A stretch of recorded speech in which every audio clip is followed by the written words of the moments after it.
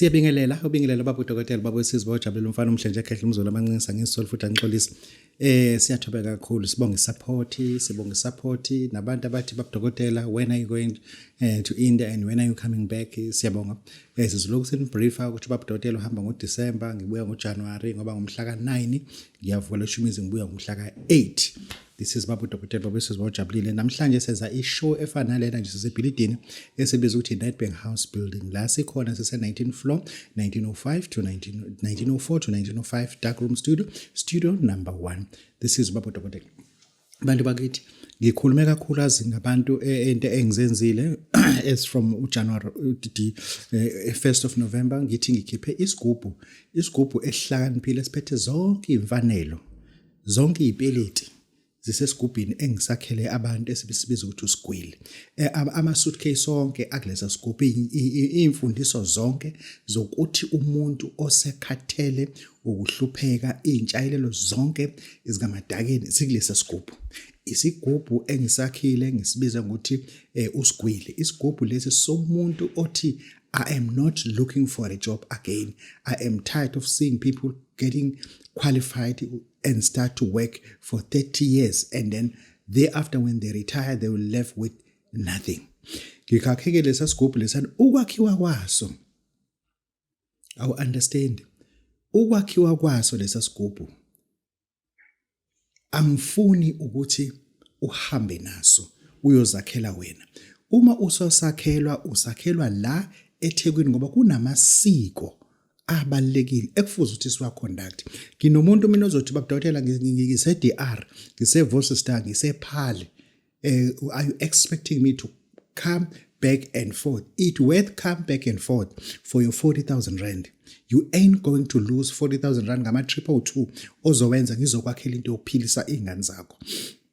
Nginabantu akade besuka eAppington bezokwakhelwa isigubhu usigwili. And then samthatha usigwili samhambisa la hanjiswa khona. Ofeature can't tell you. Safike sasho ukuthi yabona njengoba usigwili ehleli la. Siyabuya emva kwensuku ezingaki ezisikhombisa. Usigwili ufakwe nemali. Njengoba efakwe lapho ufakwe nemali. And uma evuka uvuka nemali. Ukhandwe ngesimo semali. Uma evuka uholela umphongolo wesivumelwano. Babamba oclef uholela umphongolo wesivumelwano and thereafter umuseke ufakwe inyongo okuyisignature yakhe yokugcina isiqephu sokugcina ukuthi uyaphuma manje usigwili uyosebenza ngoba umphongolo wesivumelwano usewuholelwe. Lesigubhu mase sisuka lapho sesisiholela umphongolo wesivumelwano usuhamba naso straight ke manje usuyakwazi ukwenza into oyifunayo. Because I've seen people making mistakes, especially abantu basePitoli, abantu base Northwest, and then partially abantu base Botswana, ababaningi abafika. But those people, they're capable of making mistakes. And thereafter, I've taken a responsibility to okay, wakhelwa usigwili. Into ukuthi uzoyithathaphi. Ngoba kunabantu abangenazo lezi zinto thina sinazo eThekwini. Khamba ngekumakhela umuntu oseswazini usigwili. Thanda ungathandi ukumakhela. Alikho ithuna azolithola agcwele abelungu ababeyigwili amaJuda la angcwatshwe khona azigwili. Lana thina sine capability ukuthi sibe namathuna amaJuda kuphela. Wenza into oyifunayo as long wazi ukuthi usiza umuntu o udlala ngomuntu. Ngalo ndlela ke ngithi mina abantu abazi ukuthi usigwili uzokwakhiwa uBabu Dokotela and sense uBabu Dokotela kuphela.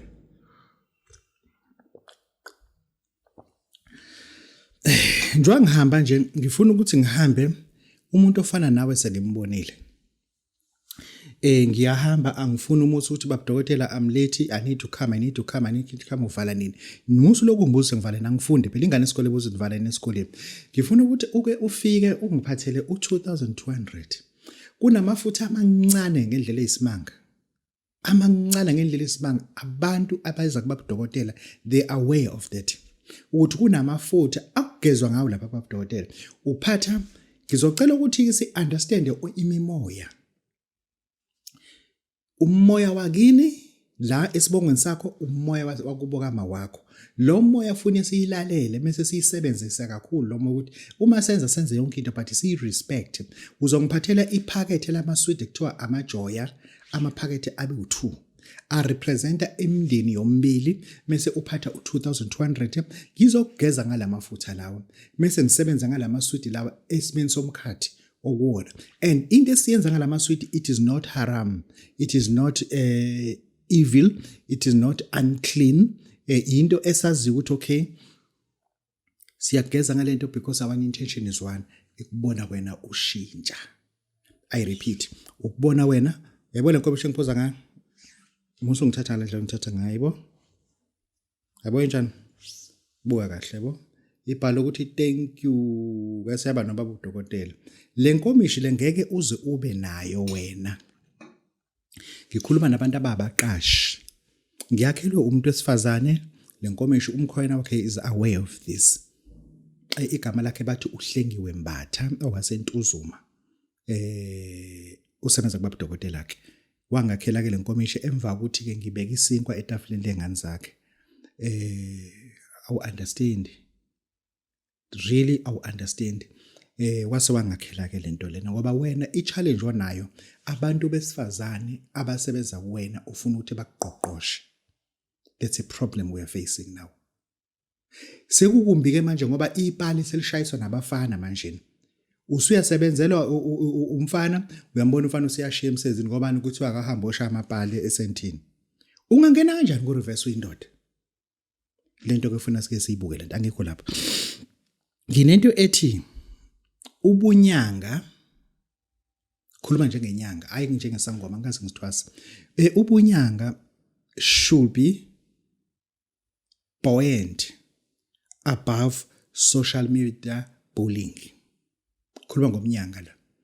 Ubunyanga mengithi buoyant ngithi mina B. Yazi madoda ungeke cameraman. I'm in trouble now. I'm teaching everybody now. Are you people, you expecting me to spell buoyant for you? Are you serious in the sense that you literally expect me to spell buoyant for you? How you spell buoyant? B, U, O, should I continue? Y, A, N, T. That is how we spell buoyant. I understand why I used buoyant, not float. Anything floating, listen to me carefully. Anything floating, it was something that was once sank and now it is floating above the surface of the water. That is why I cannot use floating. Why am I choosing carefully buoyant? Buoyant is anything that is meant not to sink in any condition of water, sea, anything. Anything that is unsinkable, we call it buoyant. Hey, madoda, ufundisa ke manje lana ufundisa ke labantu manje ngiqala phansi uvula isikole ke. That ubunyanga should be in a level that it should be always buoyant or floating language yakho above social media bullying. You may be bullied by yonke indlela, but do not be subjected to the cave of that bullying. Awungizongilalele wena. I am uBabu Dokotela. I know my background. I once had TB. I was once poor. Ngangihlala eLindelani, ngangihlala eNgoqokazi, ngangihlala kaMshazafe, ngangihlala eSoweto eMjondolo, yasentuzuma abamba lokishi ulihlampelwe. Ngangihlala eSoweto eMjondolo lapho angikaze ngibe esesimeni sokuthi ngikhule nje kahle. Mina ngahlala eLindelani kuseyidlwehlo kuseyemafendweni bamba sigebengu uhlampile wena. Mina ngahlala eLindelani ushabalala esadubula abantu intsha ephuma ezikoleni. Mina ngahlala eLindelani kusajahwana ngo86 kuba emva kokubulala kwa comrade Mrs Simxenge. I was not rich, and there are people who persecute my past as if my past was present. And then ngaziwa mina abantu abangaze kusahamba ngenyawo ngilusa emzini yabantu, but because of social media I am not taking that when they bully me against that. Athi ngizozene ngibiza umbongeleni lo ulusa kubo ukuthi usuyinyanga la. Lezo zinto lezo angizalelanga emshadweni. Umndeni wethu wangena umkhulu wangena imizi womuntu kanyide wamnyide wafika wazala izingane ezo5 kwasogcina kuphuma thina. meaning that you can persecute me for that ukuthi umkhulu nanazalo kanjani yabo engisho ukuthi njengenyanga I have to learn not to tolerate not to ignore to take any bullying very serious but to be floating because cyberbullying or social media bullying it's not intended to drag you down and sink you ugcina umnyanga kuphelile ingakho ngithi njengamanje lento isi-affect abantu abaningi abanye abantu bebefika la bezoshutha la kumina because of cyberbullying abayasazi mina bengishutha gays and lesbians here and now I shoot 0 because of cyberbullying omunye was once umakhosi hadebe kwathiwa hey msholo siphi lesitabane sakho as if now umeshutha kuBabu Dokotela uyisitabane saBabu Dokotela no client laba they pay me some they don't have money to pay and then I just sacrifice my time and pay my cameraman that's all engisho ukuthi cyberbullying ngifuna lento siyikhulume njengoba isivese isihluphe kakhulu eminyangeni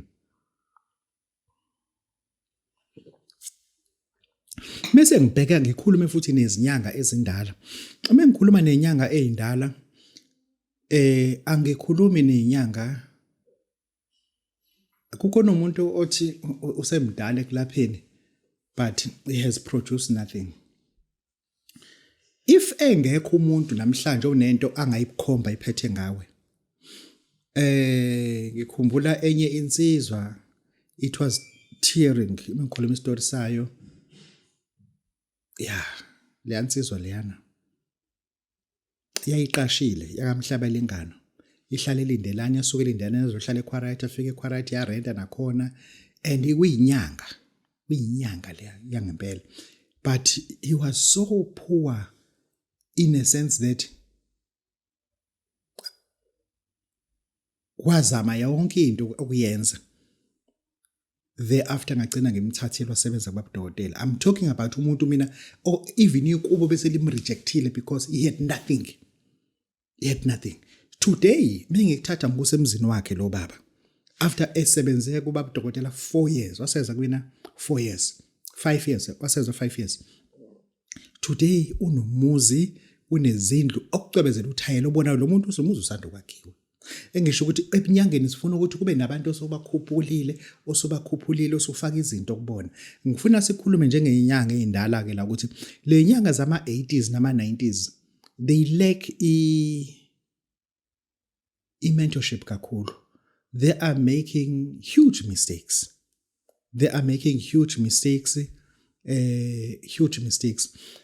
ngisho ukuthi ifault ayikho kuzona isekutheni lezi nyanga zama 70s zama 60s aziyithathi initiative ukuthi zibe obhuti abadala kulezi nyanga they are dragging people to make mistakes in front of them we cannot tolerate that engisho ukuthi izinyanga ezindala ngizocela ukuthi nje lokho nikuthathe very serious ukuthi mentorishe izinyanga ezisencane njengenyanga mina nguBabu Dokotela babusezibawujaba ufana umhlelo ekhaya umzolo amancenga ngisho futhi angixolisa ngumfana kaSomthu bamazi kubaba abantu today as uBabu Dokotela at the age of 52 years I started ukulapha ngimentorishwa ngoba ngithwasa ngimentorishwa ubaba uMagwaza hlaniphile lo yaba bebhebha nengane zakhe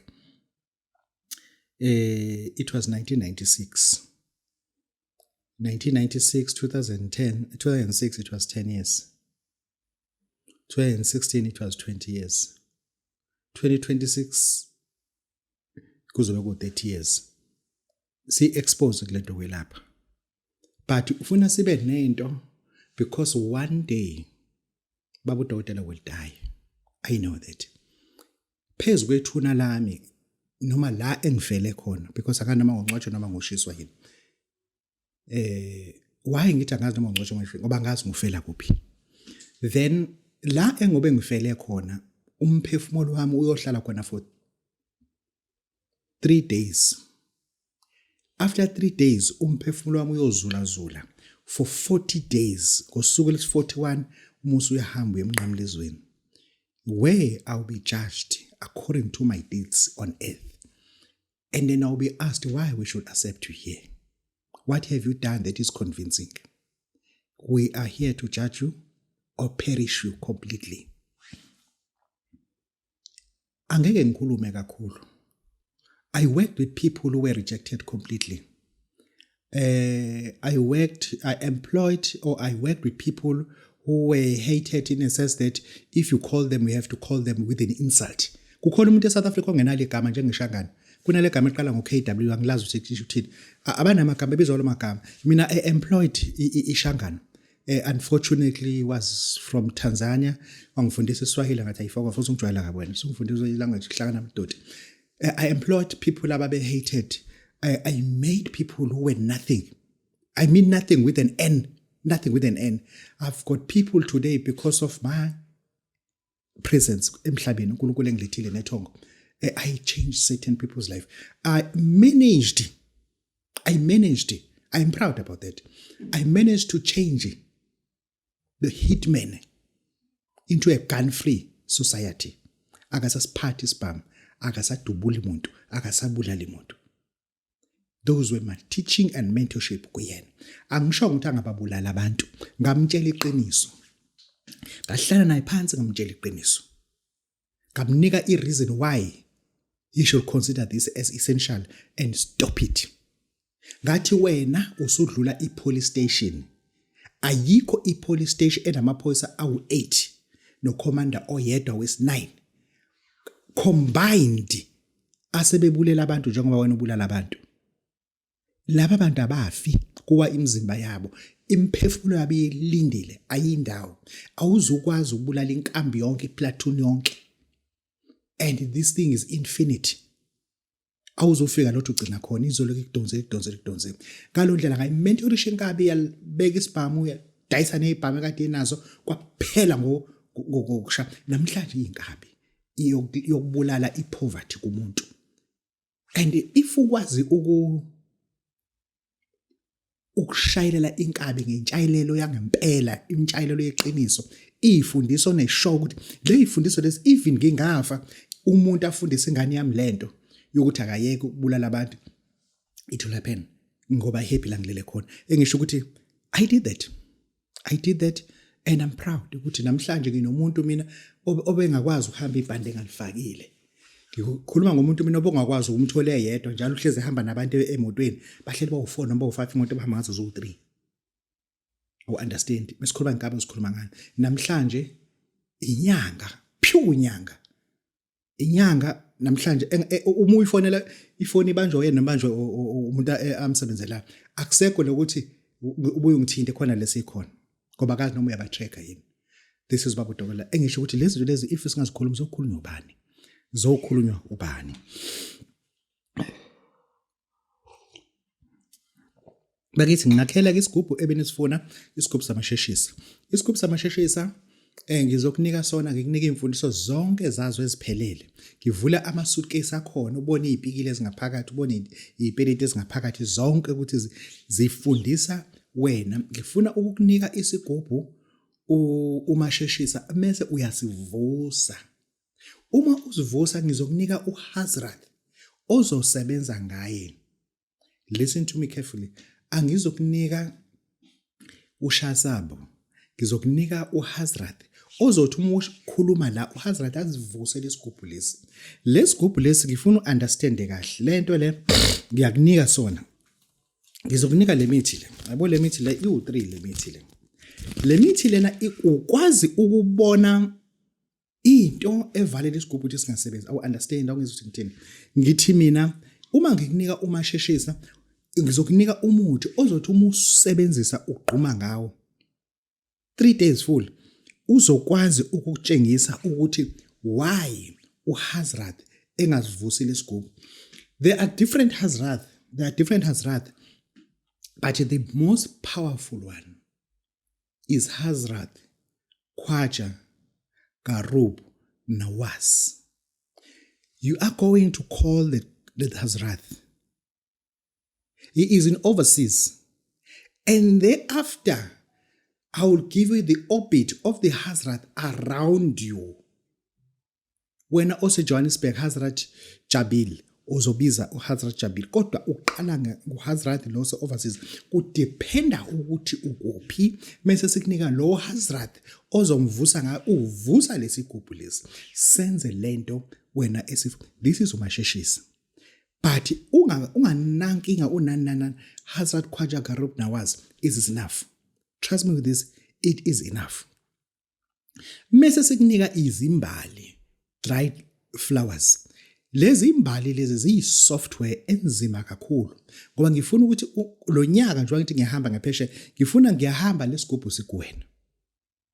Ngiyahamba isigubhu samasheshe sikuwena awuloku ungifonela futhi. Uthi Babu Dokotela ubuya nini noba ngifuna isigubhu masheshe. Isigubhu masheshe ngikunika ngo-12,000 njengamanje isigubhu sika 30,000 ngikunika ngo-12,000. Uma ngibuya ngoJanuary sibuyela ku-30,000. Anginaso isigubhu sa-12,000 ngizofunda umqondo. Sibuyela ku-30,000 mase kuzothi usigwile abuyele ku-50,000. Ngoba njengamanje usigwile uhamba ngo-40 but mase ngibuya ephesheya uzobe usubuyela epriceni yakho uzobe ngekho special ngekho lutho. Ngoba nje ihamba ngojantshi kuphela. Abantu bakithi this is Babu Dokotela Babu sisibojalo umfana omhleje ekhehle umzulu amancisa ngisoli futhi angixolise. I-topic yanamhlanje ithi paid to be killed. This is our theme, paid to be killed. I made a video before about Usihle, who is organizing people in South Africa to go to Mozambique to be killed. I'll understand. Usihle kunomfana asebenza naye eGoli. Lo mfana lona uma lo mfana ethi yena akasebenzi noSihle imi kanje lento la ngifuna ukuyitataza ngoba ngizwile nje singathi sifuna ukugqilaza lento imi kanje. uSihle usebenza nomfana ekuthiwa uSiphephelo Ngqulunga eGoli. uSiphephelo Ngqulunga uyena osebenzisa i-account yakhe kaCapitec ukuthi kufakwe imali imithi transferwa kuSihle. Nazo ithini na i-account kaSiphephelo Ngqulunga ithi 180 317 8242. I-account leyo engafakiswa imali kuyona uSihle kathi Sihle ngiyilokishi ngikhulumise nawe uSiphephelo Ngqulunga wathi angiyenze ibe yini lento eniyenzayo cash send athi mina ngane yami ngimdala mina ngiyazi mina lonto ngazi ukuthi umuntu uma efakele imali unikwe esandleni noma afakele ebank direct ku account yakhe wasuke basuba nginika ke nansi account number 180 317 8242 usuku kwakumhla ka17 10 2024 isikhathi kwa 10:41 am ngawufaka ke 1000 ngizama ukuthi ngiyiveze lento ukuthi ngafaka imali yokuthi ngithembe sengiyifakela ngisakhuluma ke noSiphephelo emva kwalo ngabe sengiqhubeka noSihleke uSihle was arranging us myself and Dr. Ndimande ukuthi asihambe siye eMozambique ezweni province endaweni esedolobheni ekuthiwa iNgorongoza. eNgorongoza kunehlathi lapha eNgorongoza National Park. What they normally do, they take people bababulale babaphuca imoto bathathe imlade bayiphethe bawacwiye ama-essential organs that will use ekwakheni imithi ibuye izodayiswa eSouth Africa. Organ number 1 bakhipha surgical parts, genetical parts. I'm not mentioning the name of those parts.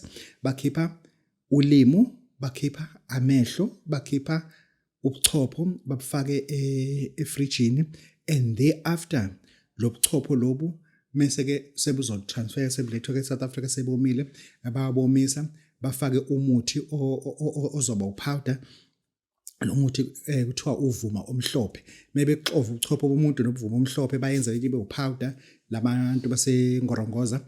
Emva kwaloko isiyabuya ke lento isiza ngapha ke South Africa sekuthiwa ke into ke leke ephuma eMozambique, not knowing ukuthi imithi lena eyakhiwe ngezitho zabantu base South Africa who were stolen by far uSihle ukuthi abahamba lapha mesefike babulawa. Imoto yakhe ehambile ubulewe wacwiywa and ayikho iphathi emzimbeni wakhe engasebenzi. You just don't understand it. Ayikho iphathi emzimbeni wakho engasetshenziswa. They use your hand, they use unyawo, they use ugalo, they shave inwele kwena, they use ayikho i-organ abangayigaya bayifake emthini le mithi ibe spreaded yonke kumhlaba lo kanti abantu thina esesibe traumatize saba ama victims asifuni ukukhuluma so that abantu bezoqhubeka balimali and then know very well ukuthi now there are people in South Africa liaising with foreigners outside collecting money and then transferring money to those foreigners so that a South African will be sent abroad the country, kusale imoto yakhe, kusale impilo yakhe, kusale passport, kusale yonke into yakhe, after that be vanished. This is proven otherwise. This is what has happened to Babu Dokotela. And then ithongo kolilihle lanqaba naloko. Lanqaba nalo. That is why sengi-expose again. This is the last part bengenza ukuthi nikwazi lo ngoba ezinye izinto la ku social media we cook it, siyazenza, but now the evidence is strong. If le account lo Babu Dokotela angayifakelanga imali ngiyithatha phi mina? Why appearisha ku statement sami? Usihle uyini nalomuntu ofakelwe imali? Lo ofakelwe imali uyini noSihle? How many people ase receive imali kubona and kufanele uSihle bahambe eSouth Africa baye eNgorongoza and they disappeared? This is Babu Dokotela, Babu Sibojabulile, paid to be killed. 1,000 rand. Thank you.